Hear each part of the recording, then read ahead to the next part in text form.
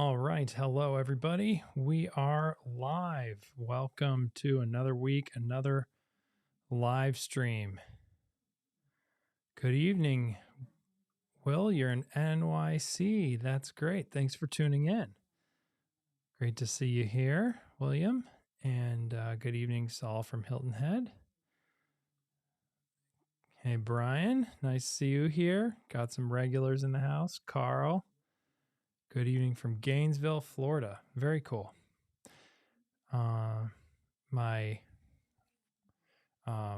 wife's sister is actually visiting us right now in another room in the house. They're using the Sonos Arc Ultra and our AWOL Vision projector right now to watch some movies from Kissimmee, Florida.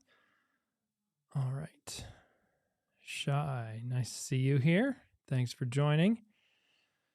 So last week I mentioned that someone asked about the Mac Mini and did I get an M4 Mac Mini? And I did, but then I was going to make a video about it, but I got very sick on Sunday and Monday, and I wasn't able to finish that video because I was already pretty sick on Saturday evening and just, didn't have it in me to get that video out. I was down here, sitting here trying to edit it and just kept dozing off. So that didn't happen. And right now, it's kind of like for my channel, and I think some other channels as well, it's kind of the quiet before the storm. There's just so much stuff coming in the next few weeks in terms of videos, especially when we get to Black Friday week. But it's an exciting time coming up. But what that means for the Mac Mini video is, I think my topic around the Mac Mini video is kind of timeless, but it's going to have to wait a little while because I have deadlines of other videos to work on. So, so that's my thoughts on the Mac Mini right now. And I would say the biggest thing I notice about the M4. So right now I'm talking to you from an M2 Max MacBook Pro, and this is what I use for most of my day-to-day editing for YouTube and content creation and stuff. It's kind of has run the channel for, I don't know, the past while, a long time now. And I use an M1 Pro as my issued computer at my job. And then this M4 Pro that I have in this Mac Mini, the biggest thing I notice with it is the single core speed. Obviously, the dual core or multi-core speed is very impressive, but the single core speed is just really striking. It is noticeably faster just doing regular tasks compared to an M1 or even an M2. It's, it's not like life-changing fast, but it's definitely like you notice it. So just something to think about if you're looking at the M4 series of machines and thinking about, oh, do I upgrade? Do I not? I mean, the new Mac Mini is an incredible little machine. But I think, that single core performance really takes a jump on the M4. You could see it you could feel it in the experience on the iPad, and you can totally see it and feel it on the Mac as well, at least in my experience with the M4 Pro. Let's say hi to some more folks in the chat. We got some good questions coming in. Let's see. Oh, Robert, that's a good point. I think I have a Blue Sky account. I got an invite a long time ago. Maybe I should get on over there because it seems to be picking up steam. More and more people are talking about Blue Sky. Maybe I'll go check that out. I've been, Mastodon, Twitter, and Threads. But yeah, Michael from Baton Rouge, Louisiana. Thanks for tuning in. Great place. I've never been. I know a handful of people from there though. Let's see. So yes, someone wrote in about this. Maybe it was actually you, Shai. No, I think it was someone else wrote in last week about looking for a good keyless lock for a sliding door. What would you recommend? Do you have any that support Matter or Thread. I haven't been able to find this either. I have a sliding door on my back porch, and I would love to put a smart lock on it. Um, I think, yes, of course, you could, just like a smart deadbolt for years has sort of been a thing that expands beyond the door and makes it a little bit bigger. It is sort of like a box outside of the door. You could probably figure out something like that with a sliding door. But I think that's one of the challenges is just that the space to work is so limited. Doesn't mean it's impossible. I mean, we're seeing more and more small deadbolt style smart locks and key, like the Thorbolt on my door over here. I can't point over there. That lock. We're seeing more and more small like latch locks and deadbolt locks, but maybe we'll see something come along these lines in sometime soon, but I haven't found anything. If someone has a good sliding door lock in the chat, I know we have some HomeKit power users that troll the web, not troll, but scour the web for interesting products and stuff. So if anybody knows of one, please let us know in the chat. But I'm with you, Shy. I would love one, but I haven't seen one anytime recently. So there are Yale, as I mentioned last week, does make some latch locks for doors that I forget the term, but like that open like a normal door, not sliding doors for a back porch. The Yale does make some smart ones for those kinds of doors, but so you could potentially put those kind of doors on your porch, but that's a way bigger project and way more money. Yes, that's a good point, Brian. There's been a lot of good memes around the Mac Mini. It's been a good conversation around the internet. Oh, cool. Enjoy your M4 Pro, Garance. Should be fun. And also, I've been starting to do this thing I did last week. We're talking about like a channel or a video that I think is worth checking out at the end of the live stream. And this week's is actually Mac Mini related. Not directly related to the M4 Mac Mini, but Mac Mini related video at the end of this live stream. So stay tuned for that. Oh wow, Blue Sky had 1 million users join it today. My goodness, I should get on there. That's fascinating. And then we'll see with the sliding door as well. I would guess it would probably be a company. I saw someone mentioned, I think Brian in the chat about SwitchBot. I bet it would probably be one of Assa Abloy's brands or maybe Yale as well. I'm gonna guess it would be probably more of a traditional lock manufacturer, but it could be SwitchBot, could be someone else that just can figure out how to do that. But I think it's such a limited use case, like a small market, that it would probably make more sense for someone who's already made one of those kinds of locks that for someone who's already made those kinds of locks for a non-smart version, and then they could make it smart. But I don't know. That's just me guessing.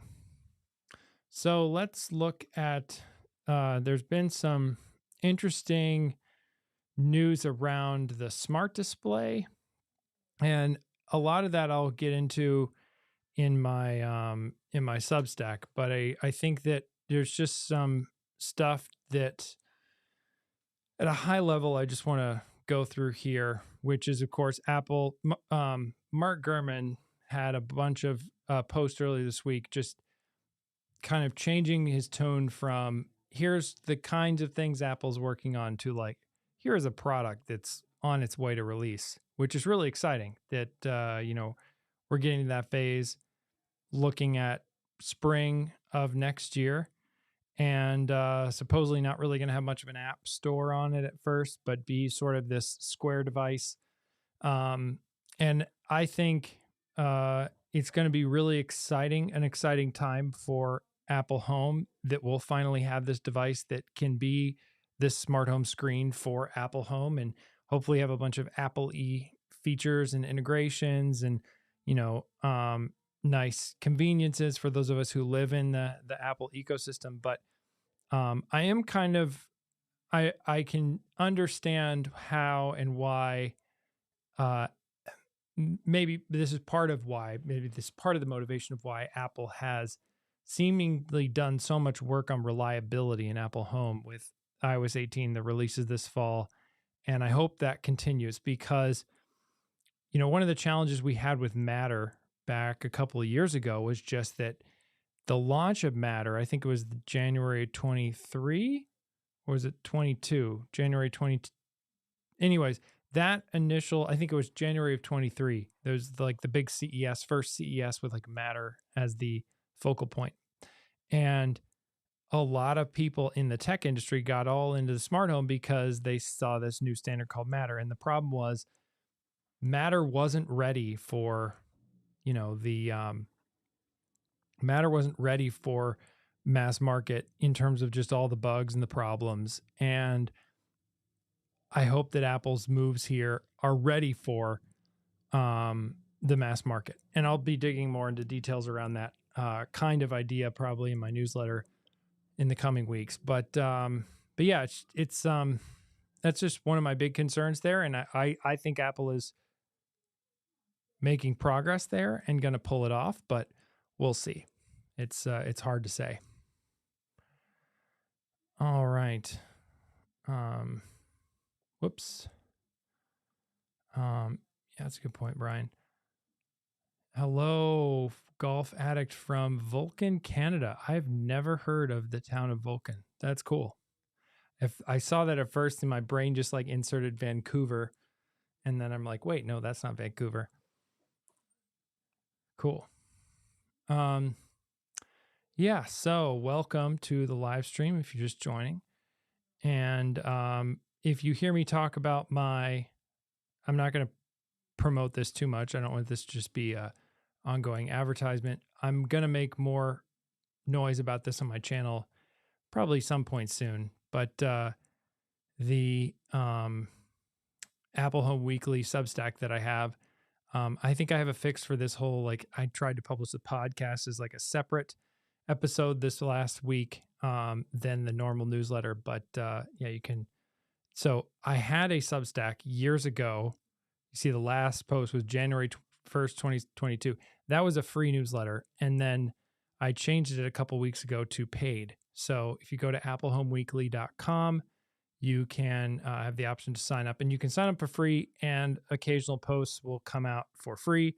But otherwise, you get a newsletter for $6 a month or $60 a year.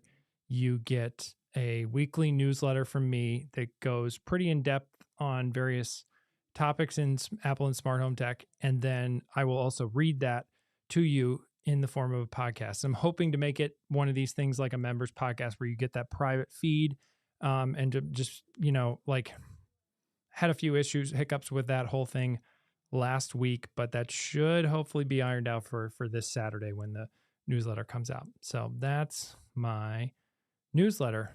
And that's when you hear me talk about, on Substack, I'm going to talk about this or something else. That's what I'm referring to is that. So, I don't know if you guys have any thoughts on the smart display in the chat. I'd love to hear if any of you guys have ideas of, are you excited for it? Probably. But like, what gets you excited? What gets you concerned? What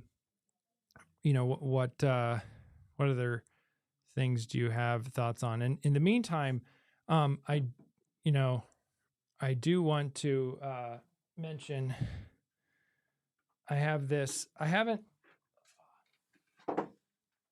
played with the Mac mirroring because I haven't put the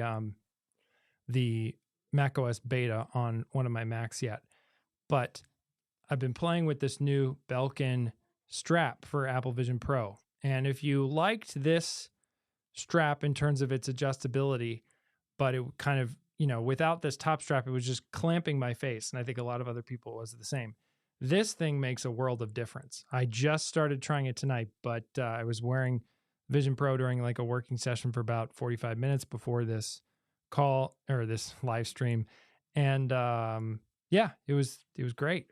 So would recommend the Belkin top strap. It's kind of hard. I mean, I think a lot of people they didn't make enough or something because it's like sold out everywhere. I was um, able to get my hands on it from someone I knew was going to the Apple store, and I could order it for pickup for them to get, which was great. So my mom was going to the Apple store for something else. So thanks, Mom, for picking that up for me. But yes, that is the Belkin top strap, and would recommend if you're in the Apple Vision Pro world and like that, check that out. All right, let's see. Oh, yes. And Shai, let me talk about that in just a second. And so Shai brings up a good point. What is my email address?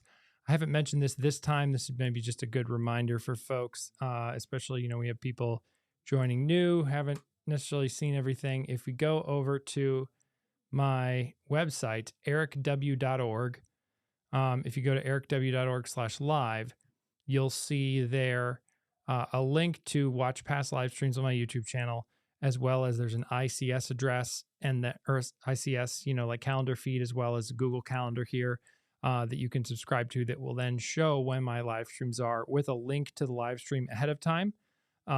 And then you can also submit an idea for a topic or a question. So maybe it's not a question, but something you want us to talk about on the live stream, because I know some folks tune in live and are able to join, but that's not always the case. And so if you have a question, a lot more people watch the stream after the fact than actually watch it live. So that's why I wanted to have this so folks can submit questions if they want to. And that gets sent in an email right to me, and I might email you back if I have follow-ups related to that. We actually didn't get any email questions this week, so anyways, but that is there if you want it. Yeah. Oh, Carl, yeah, coming later this month. Yeah, mine was too, until I had this fortunate situation where I was able to get one with in-store pickup. I'm spoiled here in the Chicago area where I have like 12 different Apple stores I could go to within an hour drive of my home. So, but let's see.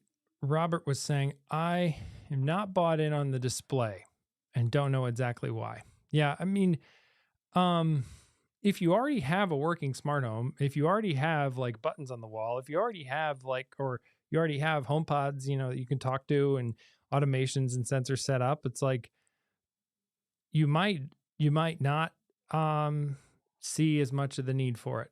I'm excited just because it's new technology and fun. But Brian brings up a good point. I think that it is kind of a make it or break it moment for Apple, just because it's going to bring, I think, a lot of people who are casually into Apple Home right now back to consider, what can I do with Apple Home? And I really hope that Apple has things like their vacuum integrations with Matter maybe ironed out, but who knows what the state of that is at this point. And maybe they'll wait that until after this launches or something. I'm not entirely sure. But I think it'll bring a lot. There's another rumor about Apple making indoor cameras, and that came from the supply chain. I wouldn't be surprised if that's Apple making cameras that go in their screens, but we'll see what that actually turns out to be. I could see that being something where a HomeKit secure video doorbell makes a lot of sense when you have a smart display from Apple, right? Because then all of a sudden you can see that live view right on the display. But if the doorbell, but there aren't really very many good options for HomeKit secure video doorbells. There's the Aqara G4 doorbell. There's the, Logitech Circle View, maybe the Belkin Wemo if they're still making it. Maybe Apple wants to get in that game or something, but that's a big gaping hole that I think is a potential challenge. And there are others, but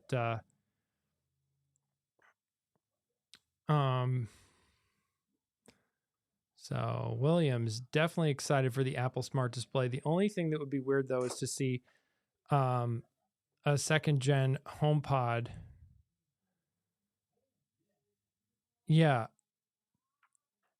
I mean, like, I think what you're talking about is that there were some rumors for a while that they were just going to put a screen like pointing up on top of a what would otherwise look like a traditional HomePod, which more is just like a display for an audio device. And I don't think that ever happened.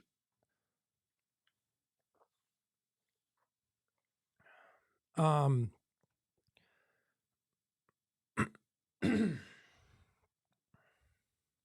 yeah, I think that like just having the Apple display being maybe bigger than the top surface of the HomePod would make sense. But as Mark Gurman described it, it's like a square iPhone. So it's kind of going to be um, probably not that much bigger, but if you took two iPhone Maxes and put them side by side, I think that's about the dimensions he's been saying. So kind of like a lot of thermostats or other sort of what you could envision as like a smart display. So I'm going to guess right now, I think it'll cost $399. Because if the HomePod costs $299, then it's a nice sort of like, you have your $99 HomePod Mini, which will probably get updated to be, let's say, $129, and then you have your HomePod full size at $299, and then you have your display at $399. But I don't know, we'll see. I mean, Apple has a lot of low price competition in the space.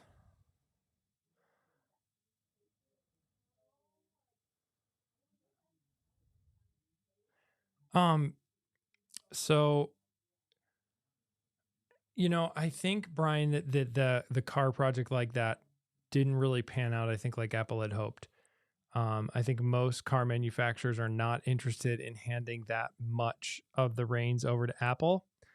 Um, I'm not really sure what they were thinking when they made that project of the additional displays in CarPlay. Like, sure, it looks cool, and I'm sure Apple designers can make things that look cool, but so much of what companies want in a vehicle is the experience to be about that brand. And like Nilay Patel over at The Verge, he does a show called Decoder. It's a podcast, and he'll occasionally interview um, auto executives. And he recently interviewed one of the was it this chief technical officer at GM who decided not to put CarPlay in their vehicles at all, and actually was someone who used to run Apple services who was interviewed there. Let me pull up the website and so you can see what I'm talking about. But while I'm doing that, like I think that I love CarPlay, but I think it's gonna always be a it's always gonna be more of a um it's just always going to be more of like a thing you do in your car and like a window or something like that, as opposed to taking over the whole experience, I think. um yes, here it is. So GM software boss, we have high conviction of ditching CarPlay is the right path. And um I listened to this episode, and one of the big arguments he had, which I thought was interesting, this is Boris Setanok, I think is like that if you're going somewhere on maps, that it's hard for then the vehicle to understand any details about that mapping. And if it's like an electric vehicle, to know where to charge it and other details about the routing and experience that could tie into things, especially when you get into partial self-driving and maybe even full self-driving down the road. So, it's very much the Apple approach of making something fully integrated. It's just a question of where do you have that integration. um I don't like that idea. I like the idea of like when I get new software on my phone, I get new features in my car that I can use, because a car company is going to be way less aggressive at doing that, even though they claim they're updating software. And I know some of the more tech oriented car companies do have software updates. I have a 2023 Honda, and I just got 2 software updates today. So it does happen, but yeah. Anyways, um, we'll see. We'll see what happens with that Apple CarPlay stuff. But I'm not. I wouldn't hold my breath, Brian, on that actually coming to anything. I think did Porsche, I think it was, and someone else, maybe Polestar. There's a handful of companies that actually did implement some of the extensive CarPlay. I know Volvo's really into some of it, I think too. Um, so don't quote me on all this, I'm just kind of pulling it from memory, but um, I think it's going to be hard, but that gets into the other thing. I've heard a lot of Apple commentators who are talking about this new rumor of the smart display talk about, well, when is Apple going to make more smart home tech stuff? And, back to that full integrated thing. When are they going to make, more accessories like locks or things? And I made a video a while back, which I've alluded to here on the channel about, I think that those verticals take way too much specific expertise that Apple doesn't have right now, and certainly could go higher, but like that takes time and sort of creating a culture around shipping that type of product and knowledge about it that I just don't see Apple really being able to do to the standard that Apple would want to do it at. Maybe like the HomeKit secure video doorbells with Logitech and Belkin, there are more things they get Logitech and Belkin to make. Obviously, Belkin has their smart home line of the Wemo products. I mean, of course, Belkin's been making this Vision Pro headset and battery clip for Apple. So I could see it being something where Apple expands what Belkin unofficially does for them, but I don't think we'll see a lot of Apple getting into actual smart home accessories. I think they'll leave that to other companies as they currently do, because Apple doesn't have people who know how to make sliding door locks that are smart or other things like that. So we'll see. But yeah, if you have any questions, thanks for some folks joining. Leave them in the chat. We're just talking about Apple's smart display, but if you have questions about your smart home, different recommendations on products or stuff about the news, whatever, we can talk about it. There's been a lot of stuff this week. We're also talking about CarPlay. I don't know if you guys have maybe some thoughts on CarPlay. I do. One thing, I was going through a bunch of, clearing out some of my read later queue. And one of the things I thought was interesting too, and I need to dig more into this, but it's like Aqara has been did some Aqara did some integrations with Tesla for automation inside of Aqara. I saw this like news that came out of IFA. This is very old now, but I haven't done any more research on that. But that was, as long as cars came up, which I wasn't really prepared to talk about tonight, but that was something that was like recently crossed my radar that relates to that. So let's see.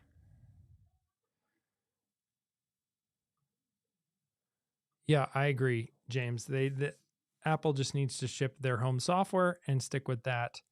Another cool thing, by the way, if you're just came to mind, regular viewer of the channel and fan of the channel, Brian Essler, he pointed out to me earlier today that the Level Lock Plus now supports Matter. I'm pulling up their website. Let's see if they have like an announcement on their website. I saw it earlier today.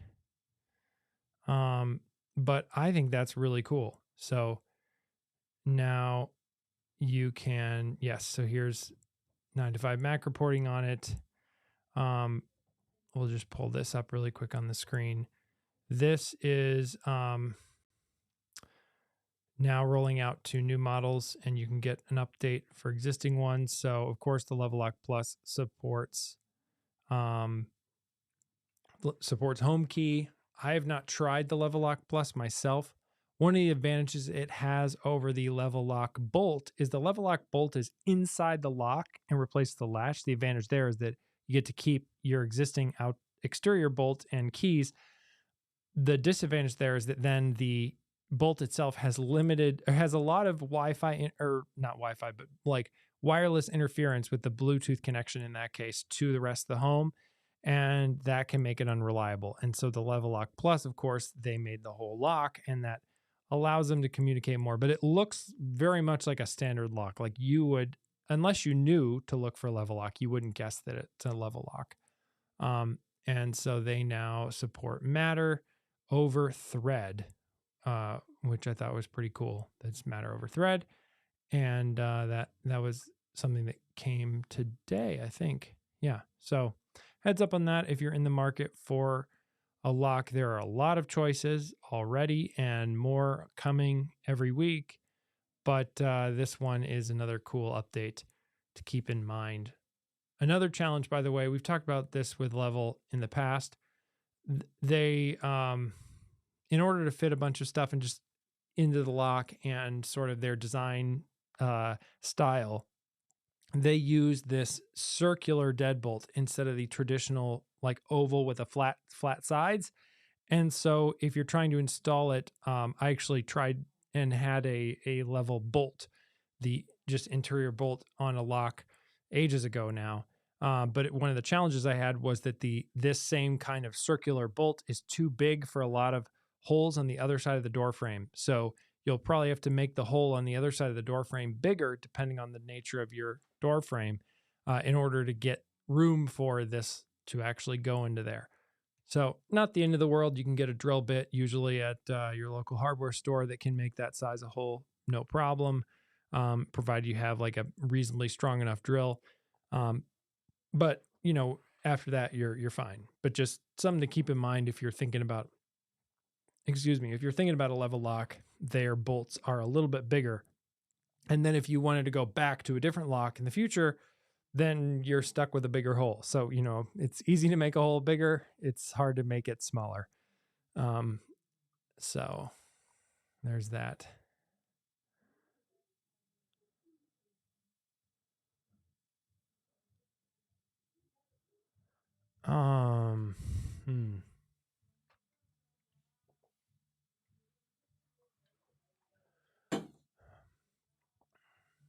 Let's see.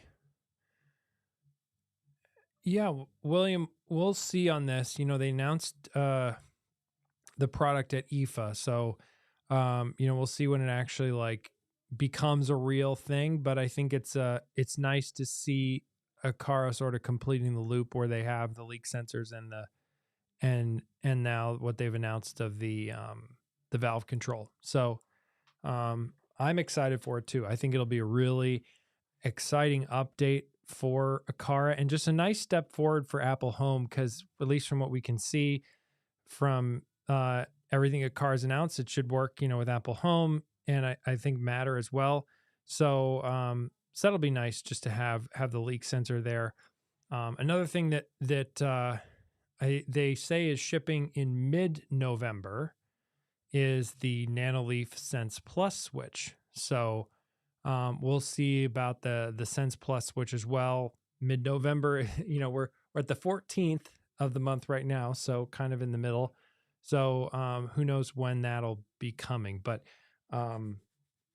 that's another product I'm eager to see how it actually shapes up.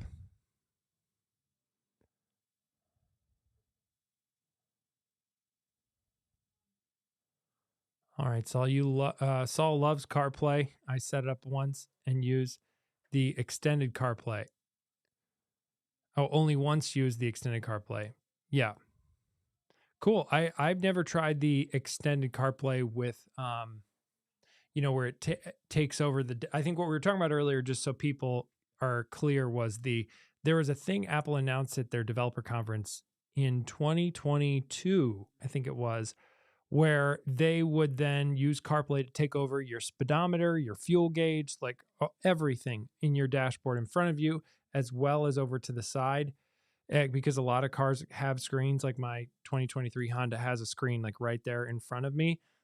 But I know a lot of cars like my Honda Accord have like a widescreen display, and I can make the CarPlay view shrink or go full screen to sort of fill that widescreen. I love that, to have like the widescreen and maps.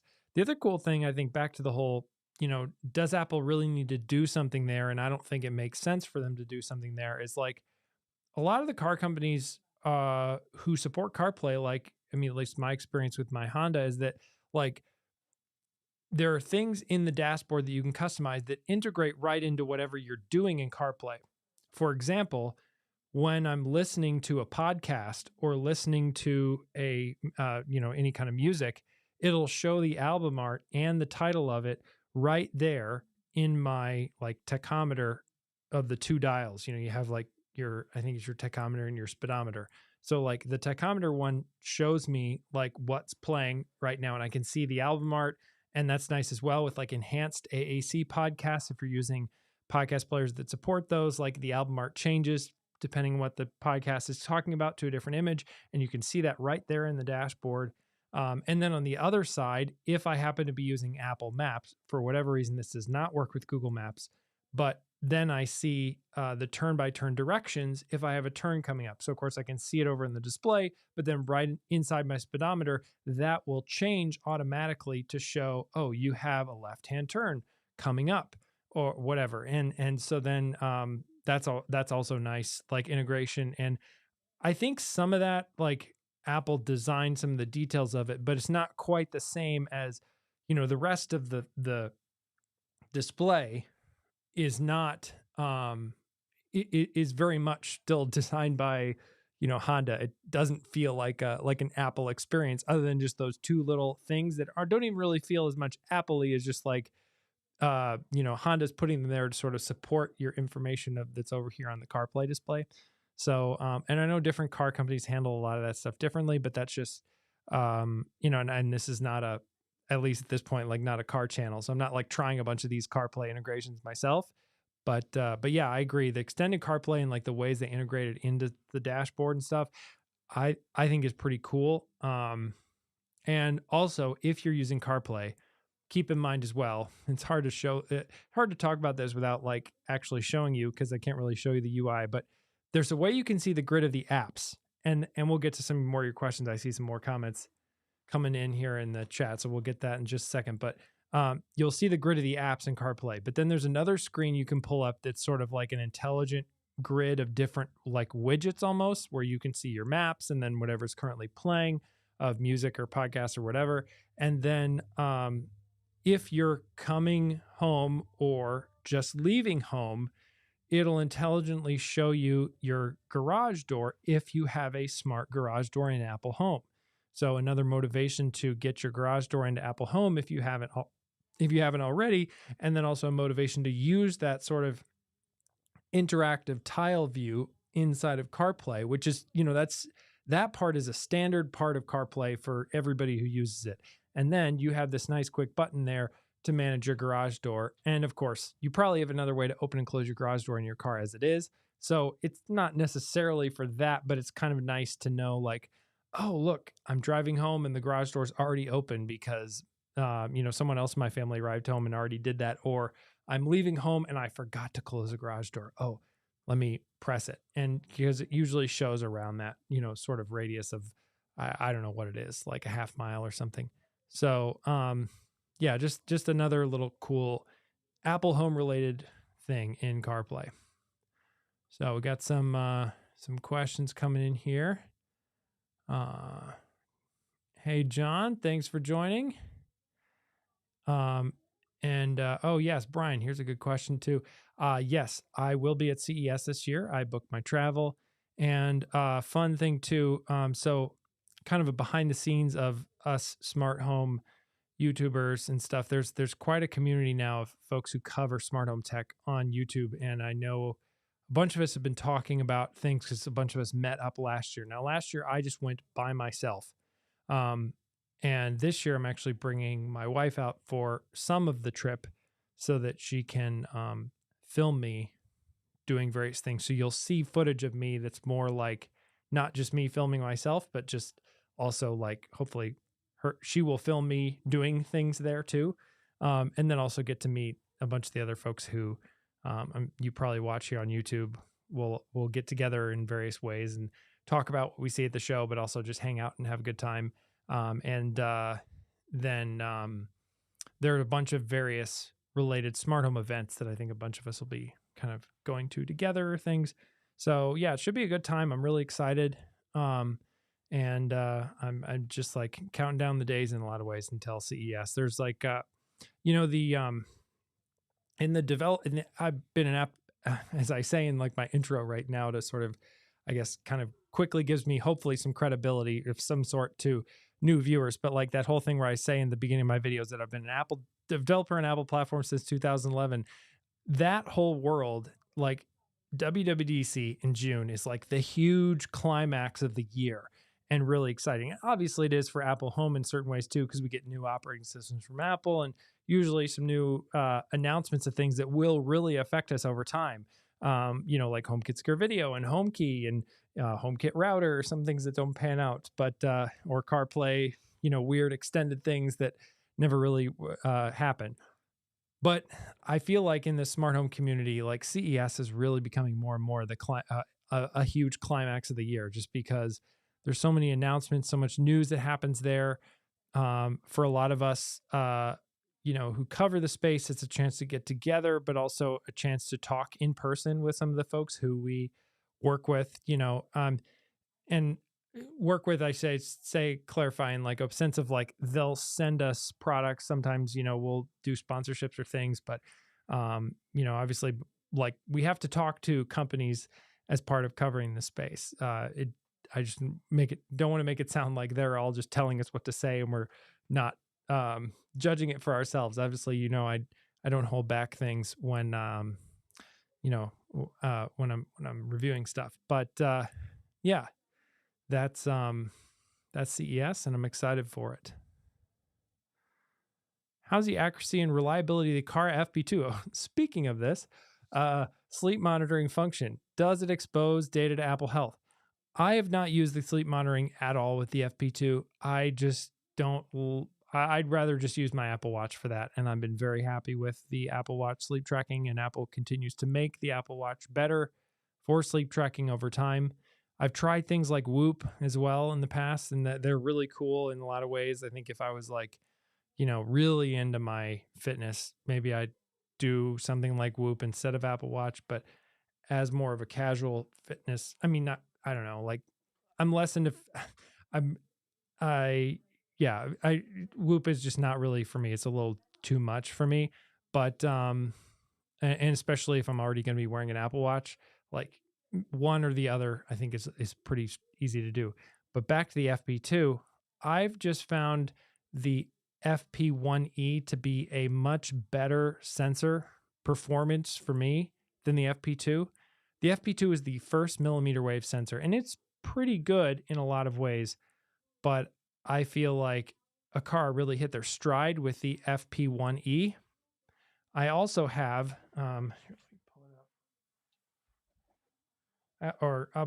can't really pull it out from here, but I've also been playing with the Maris equivalent of these. I forget what the model number is, but so I'll be talking more about that one on the channel sometime soon. But the Maris one doesn't have sleep tracking, but I don't think the FP2 though. Yeah, I mean I think it's great. Aqara is adding more features and adding sleep tracking. It's just not really something I'm interested in, so I haven't done that.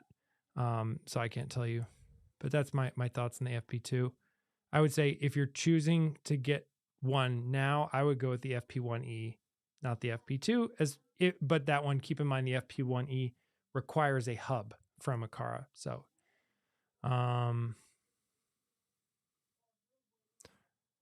know Black Friday's around the corner. I'm upgrading my home theater and was interested in Sonos. What are your recommendations when it comes to complete systems? That is a good question.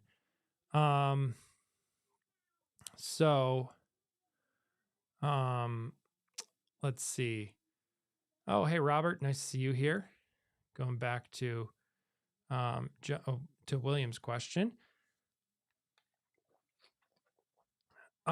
So I think complete systems, The Beam Gen 2 is very good. It punches way above its size, what you'd expect. Obviously, the Arc and the Arc Ultra are going to sound better just because they're physically bigger and they have more drivers, and they're more expensive speakers that are engineered for more sound than the Beam Gen 2. But they're also, maybe the bigger size doesn't work in your space. I think a small room, the Beam Gen 2 could work. Maybe the Arc Ultra size doesn't work in your space, and then something smaller like the Beam Gen 2 would be completely adequate.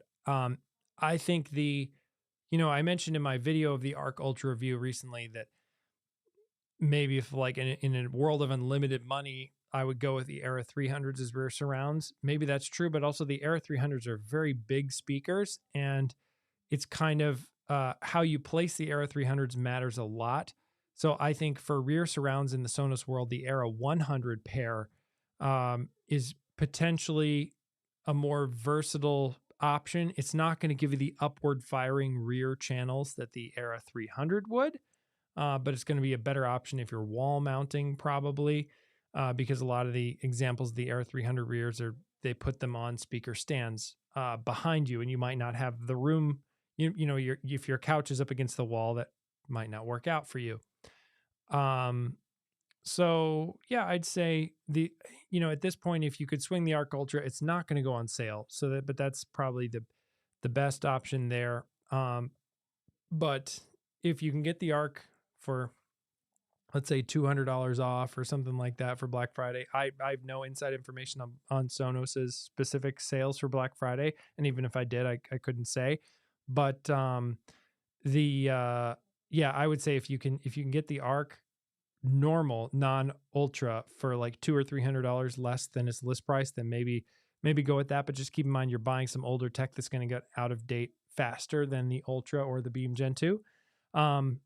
So I think that kind of covers the most of the sound system, except for if you want a lot of bass, get a full-size sub. I know people who love those, but they're also very expensive, and I'm not really into bass. The Sub Mini really made a big difference for me, especially if you're looking at a smaller soundbar like the Beam Gen 2. The Sub Mini will really help that.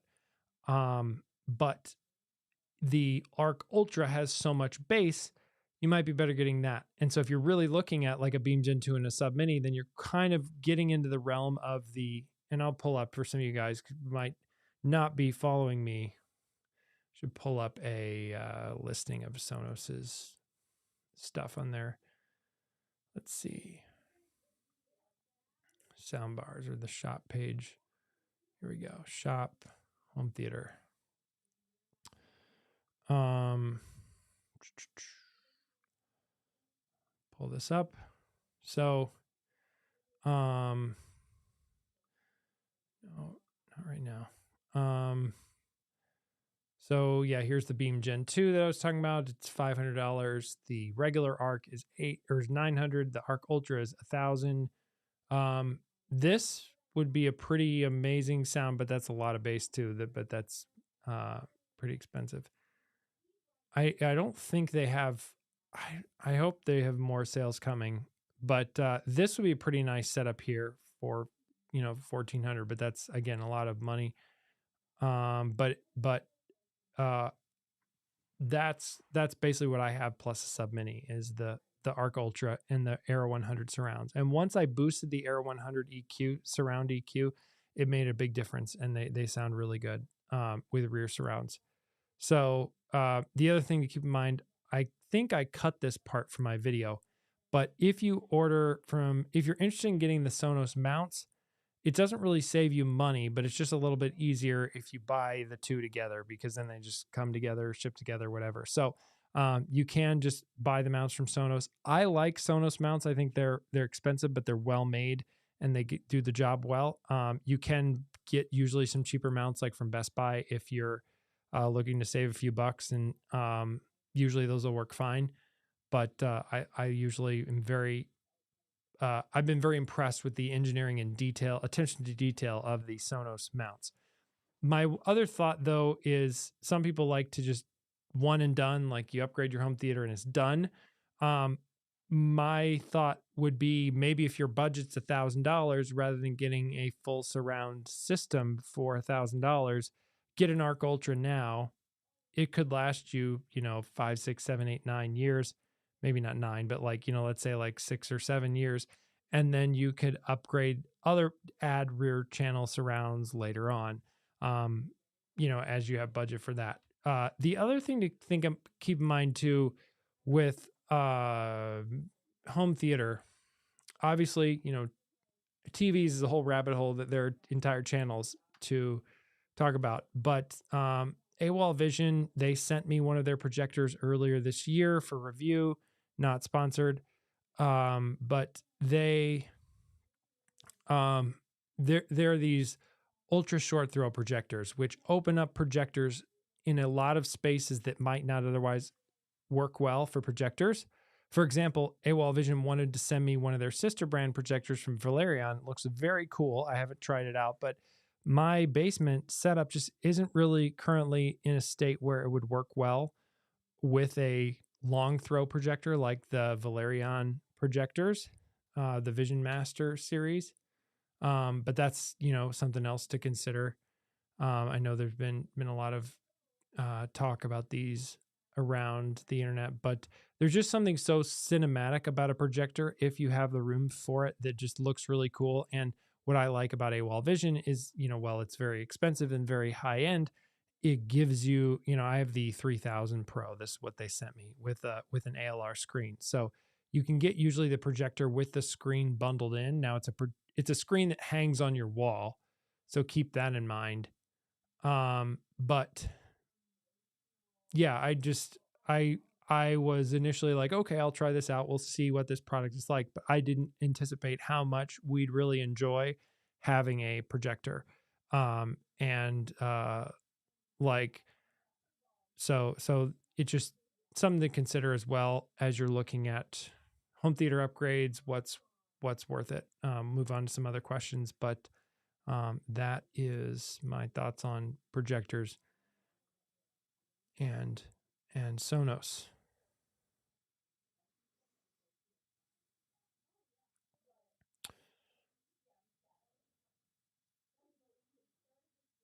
All right. Yeah. It's a good point, John. You don't know what you don't know until you've tried the Arc.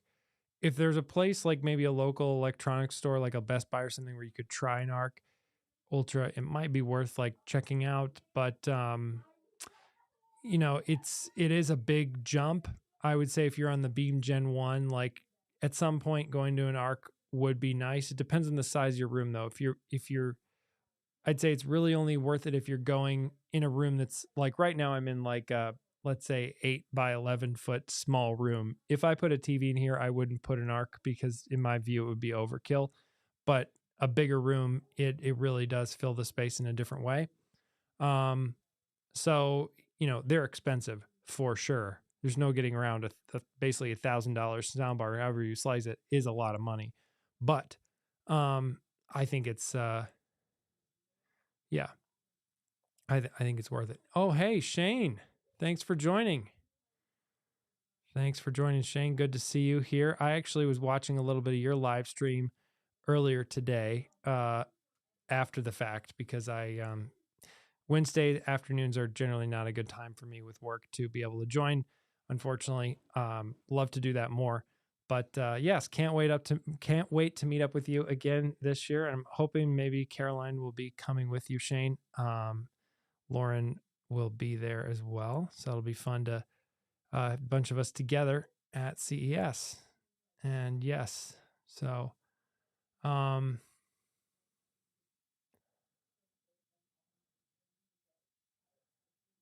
oh cool. So Brian is yeah, and I know all right, so you got some Blackhawks fans. My father-in-law is a huge Blackhawks fan. I do not watch enough hockey to keep up with all the details. But that sounds like fun. You're gonna watch documentary. Brian, I guess, hockey fan as well. All right. So John has had some mixed reviews in the FP1E. Um,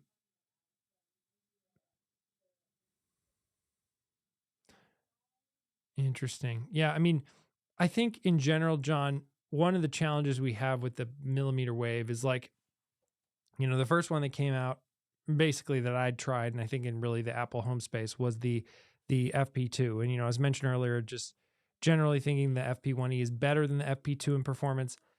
And I just haven't really been as impressed recently with the FP2, although I haven't been using it as actively recently just because I've been mostly using my FP1Es. Um, but I think it's just it's new technology. When you're looking at like the PIR motion sensors, that technology is very simple and has been around for a long time, and I think it can be kind of fine tuned more to the point where for what it does it really well. And I think we're just at the early stages of the software on that, and so I'll be keeping an eye on that. As I mentioned, I have the Meros one as well, so we'll see how those all stack up. Two Era 300s desktop speakers. Yes, they are big, Brian. And I mean, the I've talked a bunch about Sonos. The one time they did sponsor my channel was the review of the Era 300. And that is a big speaker. I have the one they sent me upstairs. But it's a very good speaker. It's not Sonos. It's not as big as a Play 5 or a Sonos 5, if you've seen those. One of the things I love about this Era 300s and I've tried a stereo pair as well of them, amazing sound. If you like listening to music and you are into some of the new spatial mixes of music, just an amazing experience listening to music, even just with just a single Era 300, but two, and that must be an amazing sound to have in your office. I have two Sonos Play ones, like no Sonos One SL. That's the model number.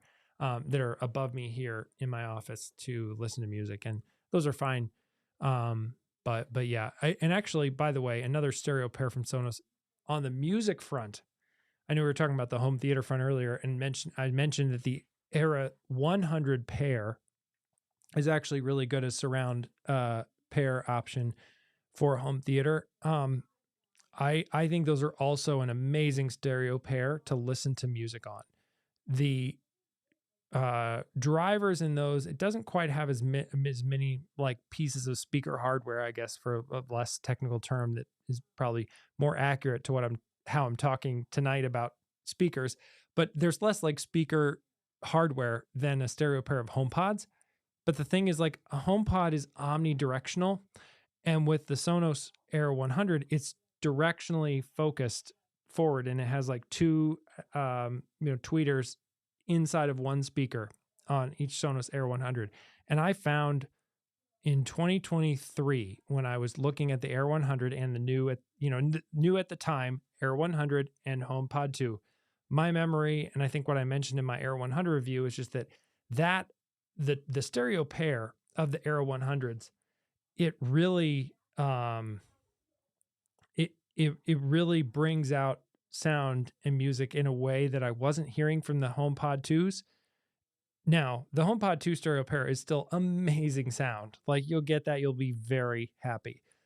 Would recommend either option, but I think if you were to just try both and just purely on the listening aspect, you're not going to get all the Apple Home integrations and niceties of the Apple ecosystem when you go into the Sonos side. So they're trade-offs, but I think for speakers, the Era 100 pair is actually a better speaker than the HomePod 2.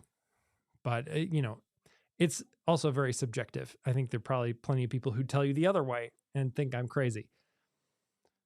Let's see. Yeah, I agree, John. I thought this too, and I ended up getting a Sub Mini on sale, and I like had some room in my tech budget. This was, whatever it was, like beginning of, maybe it was 2023, something around then. I ended up getting a Sonos Sub Mini, and yeah,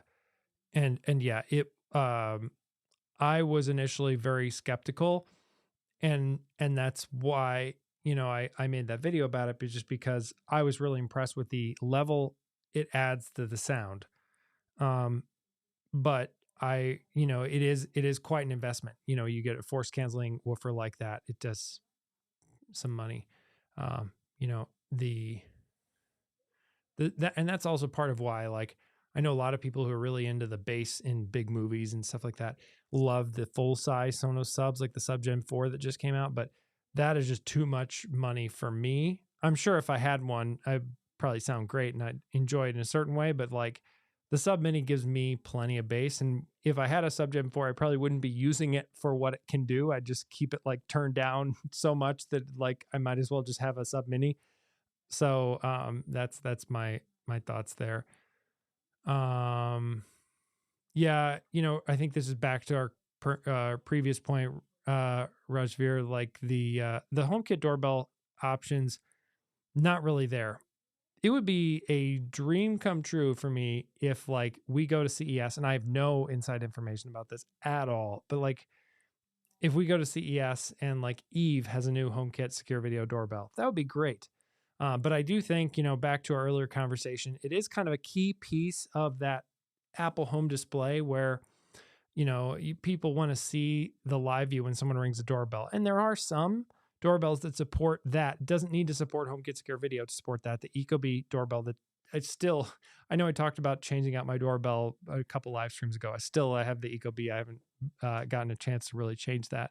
But that would support the live view in this Apple Home display, well, also then requiring Ecobee's subscription and being their service, not HomeKit Secure Video. But either way, I think the like people who have a video doorbell or are looking to get the smart displays, like that's a real natural integration. Like, oh, I'm somewhere else in my house. I'm looking at the smart display. Someone rang my doorbell. I want to see who's at the front door and talk to them. I'm sure Apple's display will be able to do that with HomeKit doorbells, but how many people actually have a good, reliable HomeKit doorbell? And if they go get this smart display and they run out and look for a HomeKit doorbell, it's kind of sad situation right now in general in that particular product category. Oh, great. Yes. Good to hear. Yeah, and I saw someone else mention looking forward to seeing footage of it'll be nice. Like Shane had last year, I learned it's nice to have someone who can film you and also is fun to hang out with. So that's why I'm excited to have my wife come along too for CES.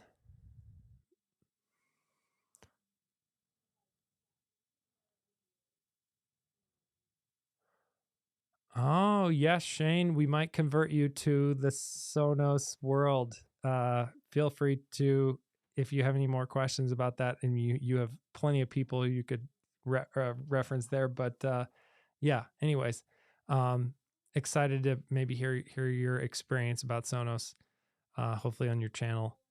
That's very exciting. All the best with that new home theater setup.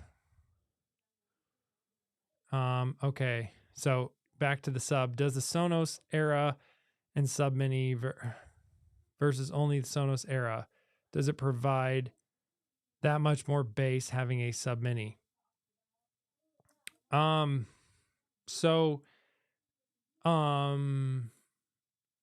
couple different layers here. So the eras, I think what you're probably talking about is earlier when I was talking about the stereo pair of Era 100s. There's the Era 300s, which Brian has, and I have as well, one of those.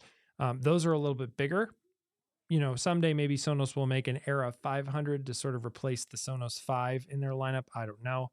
But now it's just the 100 and the 300. Yes, you'll definitely get more bass with those. The thing is, though, that's not really a setup on its own to work with a TV.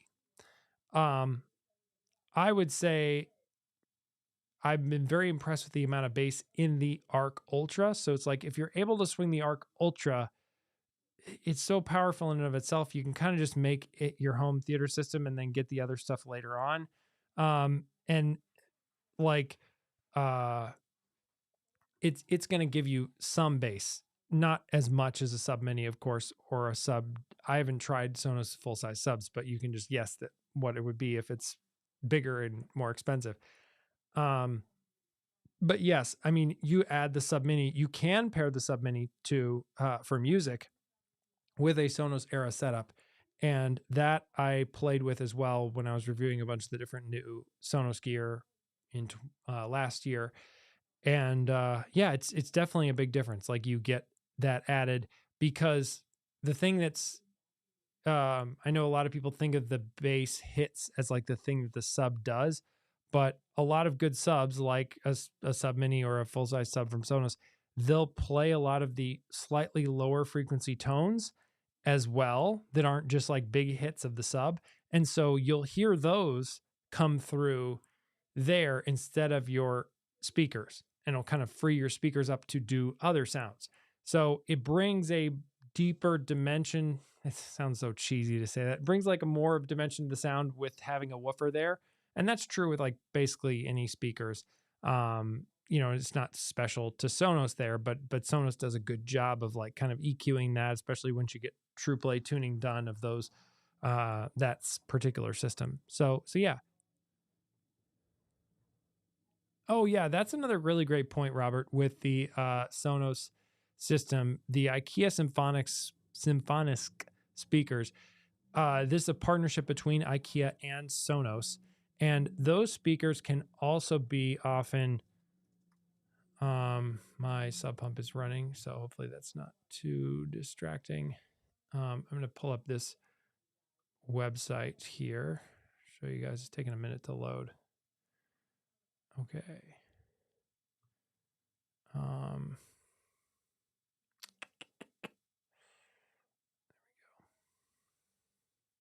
So this is the picture frame one. But there are other, let me pull up some more of Sonos speakers. The Symphonisk bookshelf speaker, I think, or maybe Robert, you were saying, I don't think the picture frame speakers, but the bookshelf speakers are $120 at IKEA right now. And so if you have an IKEA near you, that can be a really cool, or you can also order these online and get them delivered. So anywhere IKEA ships, and they're pretty small speakers. It's not like ordering furniture is what I'm saying. So it's like easy enough to ship. That can be a nice way to save some money too, and add some surrounds to your setup, is getting something like the IKEA Symphonic speakers. Let me pull this up now that I have this here. These are really cool, and I've heard these. I haven't tried them like in my home myself. Probably due to try that, but here you can see them have in a surround sound setup. So a pair of Era 100s is, I think, like around $400. So, this is a significant savings, especially, if you're getting two of these for 120 each, combined with other parts of your system. This could be something to consider as well. They're still Sonos. They still function great, work with the rest of the Sonos system, but they're going to be a little bit less expensive. So could be something to consider. And they also have, Sonos has these picture frame pictures or picture frame speakers with their IKEA collaboration. And you could check out those, but the challenge with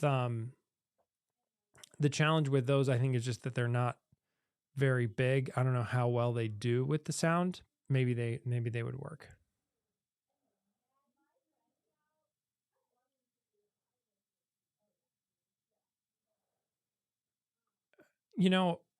My thought here, Brian, is that back to the Apple Display, I think that a lot of people will actually just I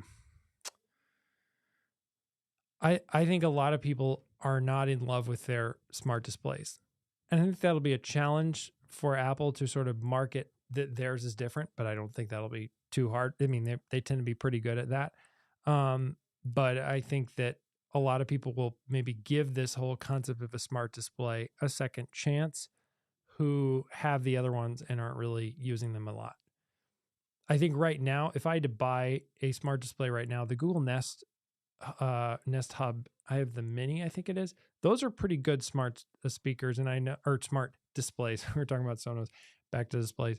Those are great smart displays. And if you're into the Google ecosystem at all, they can be really handy. But again, they're not, there's a lot of shortcomings. They have a really low quality display on the front. The touch latency is really bad if you're used to Apple devices. And like, yeah, it's just meaning like you touch on the screen, it just takes a minute, like if you know, a little bit longer of a fraction of a second to like actually move underneath your finger. So there's stuff like that that's not great, but they can be nice little picture frames and smart home controls and stuff. And yeah, I think Apple will not have a problem convincing at least a decent sized market that, hey, you should consider this, provided they don't price it too expensive. Again, my prediction for that, $399. But oh, I don't know. I don't want to make you spend money you shouldn't, John. But you will go check out my review if you haven't, and it might be worth it. But I think it's a good investment when you can. And then it's also just like, that's the other thing I talked about, my kind of close off this whole stream bit. And then I want to mention my recommendation video to go watch after this, which is not for my channel, on the Mac minis, but I'll pull that up while I'm talking. But one of the things I've talked about in a lot of my audio videos around home theater, is just what I love is the ability to gradually build out your system.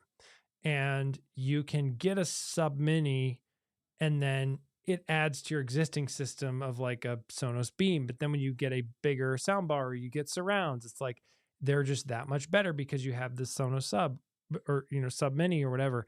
And like, so it's just, as you have available budget over time, you can build out a home theater system that works for you and sort of grows with what you want. And then you end up with something great over time. And it's still, I think, great along the way. It's just always getting a little bit better over time. Some people like to just save up the money and then just all in one go, have it all taken care of. And it's less time, maybe less hassle, less cycles of your brain thinking about, oh, what should I do next? Yeah. Anyways, that's my strategy I like to do for that, is just to take it gradually. So with the Mac Mini, there is a company called Mac Stadium. And if you're not familiar with them, they have basically giant data centers of Macs. So if you use an iPhone, chances are you do if you're watching this stream, a lot of the apps you have on your devices, they were compiled with using a Mac Mini somewhere in a data center for the build that like was sent to Apple.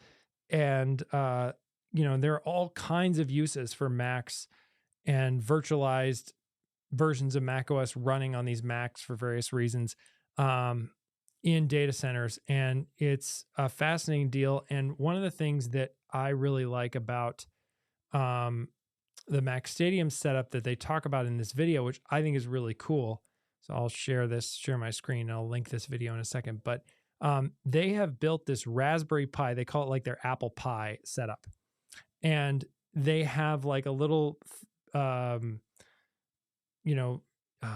forget the term, what it is, but it like this little thing that actually hits the power button on the Mac Mini, and then it's like a KVM control that hooks up via Thunderbolt, and then they can do everything possible with that Mac Mini aside from physically moving it remotely, because they have this Raspberry Pi. And I think, as you think about like, this probably isn't like logical for someone to do for their home server Mac Mini, if they have like a Mac Mini as a home server in some way, shape, or form. But like the concept of like, man, you can have this Raspberry Pi that like then does like many levels of control on your Mac Mini is like, it's pretty cool idea. So I just want to I'll put that link in the chat. And this is it, guys. It's been fun. It went longer than usual tonight, but just had so many great things coming up. especially toward the end. I was kind of worried about this live streaming too late in the day when I picked this time, but it seems like folks join later anyways. So it's a lot of fun though. So there's the video, put it in the chat. And that's what I would recommend you check out next if you're still into watching YouTube. It's kind of a long video. You can skip through the chapters, but some fascinating stuff from the tech side of how Mac Stadium does their data centers. So, oh, cool. Nice. You've watched that channel before, James. So with that, thanks so much for watching and have a great weekend. Got lots of I don't know if it's great, but got lots of content coming for you guys on the channel in the coming weeks. So stay tuned. Bye.